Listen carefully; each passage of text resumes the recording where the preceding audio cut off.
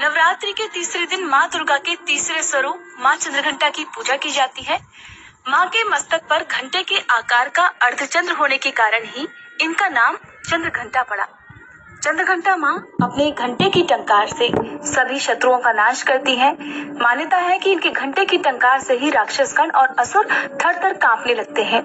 इसलिए माँ चंद्रघंटा की पूजा करने से भक्तों को साहस और निडरता का आशीर्वाद प्राप्त होता है।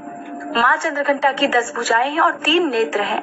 माँ अपनी 8 भुजाओं में खड्ग बाण जैसे दिव्य अस्त्र शस्त्र धारण करती हैं और अपने 2 हाथों से ये अपने भक्तों को आशीर्वाद देती हैं। सिंह की सवारी करती है। इनका संपूर्ण शरीर दिव्य आभामय है।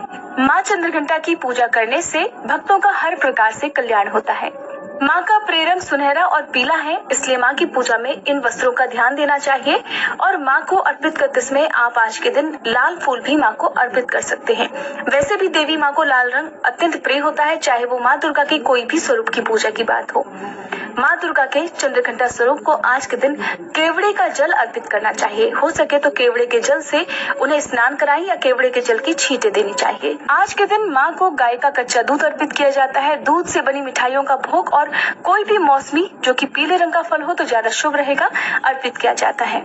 इस प्रकार माँ चंद्रघंटा की पूजा करने से पहले जिन लोगों ने भी नवरात्रि व्रत का उपवास रखा है, उन्हें सुबह स्नान करके हाथ में जल या पुष्प लेकर व्रत करने का संकल्प लेना चाहिए। इसके बाद सूर्य देवता को जल अर्पित करना चाहिए। अपने पितरों के नाम से भी जल अर्पित करना चाहिए। फिर साफ स्वच्छ वस्त्र धारण, यदि आप पीले वस्त्र धारण कर सके या भूरे रंग के वस्त्र धारण कर सके तो अच्छी बात है, नहीं तो माँ की पूजा करते समय काले रंग को छोड़कर आप किसी भी प्रकार के वस्त्र पहन सकते हैं। पूजा करने से पहले आपको अपने मंदिर में गंगा जल छिड़कना चाहिए, जैसा कि आप हर दिन करते हैं। अगर आपने हमारी इससे पहले की वीडियोस भी देखी है तो मैं आपको सभी वीडियोस में इसी प्रकार बताती हूँ, जो कि बहुत ही आसान सी पूजा विधि हमारे चैनल पर बताई जाती है, जिसे सब कोई कर सकते हैं। जिनकी सामर्थ्य है वो भी और जिनकी सामर्थ्य नहीं है वो भी कर सकते हैं, क्योंकि माँ श्रद्धा और भक्ति भाव देखती है, ये नहीं देखती कि आपने उनकी पूजा में कितनी महंगी सामग्री अर्पित की है। चाहे भक्ति हो ना हो और पूजन सामग्री यदि आपने अर्पित की हो तो फिर उसका भी कोई उद्देश्य नहीं रह जाता, उसका कोई प्रयोजन ही नहीं रहता। इसलिए आपके मन की श्रद्धा भक्ति भाव पुष्पों के रूप में यदि आप माँ के चरणों में अर्पित करते हैं तो उसका फल आपको जरूर प्राप्त होता है। साथ ही धूप दीपक जलाकर माँ को श्रृंगार की सामग्री अर्पित करें, माँ को सिंदूर लगाएं, माँ के चरणों में लाल पुष्प अर्पित करें। कमल का फूल या गुलाब का फूल भी माँ को आप अर्पित कर सकते हैं। यदि आपने अखंड ज्योत जलाई है तो अखंड ज्योत की पूजा करें। कलश स्थापना यदि की है तो कलश की आप पूजा करें, लेकिन कलश को आप अपनी जगह से हिलाएं ना, क्योंकि जिस दिन आपने कलश स्थापित किया है उसके बाद से सिर्फ विसर्जन के दिन ही ये कलश हिलना चाहिए, क्योंकि कई बार लोग कलश में हर दिन जल डालते हैं, जो कि गलत है। क्योंकि आपने एक बार अगर उसमें देवी देवताओं को स्थापित कर दिया तो बार बार उनके स्थान से उन्हें हिलाया नहीं जाता, उन्हें हटाया नहीं जाता। ऐसा करने से दोष लग सकता है।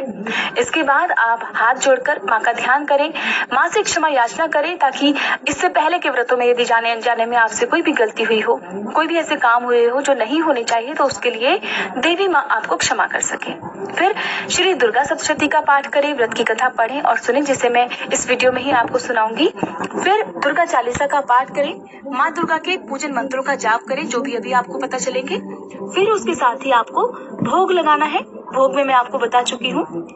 सबसे अंत में आरती करके क्षमा याचना करनी चाहिए। माँ की आरती करते समय यदि आप कपूर जलाकर आरती करते हैं तो उससे घर में शुद्धता भी आती है और घर की नकारात्मक ऊर्जा भी दूर होती है। वैसे भी जिस घर में हर दिन सुबह या शाम लौंग और कपूर जलाया जाता है, उस घर को किसी की नजर नहीं लगती, उस घर में सदा बरकत बनी रहती है। माँ दुर्गा के साथ साथ माँ लक्ष्मी जी का भी आशीर्वाद बना रहता है। इस प्रकार आप सुबह की पूजा करें।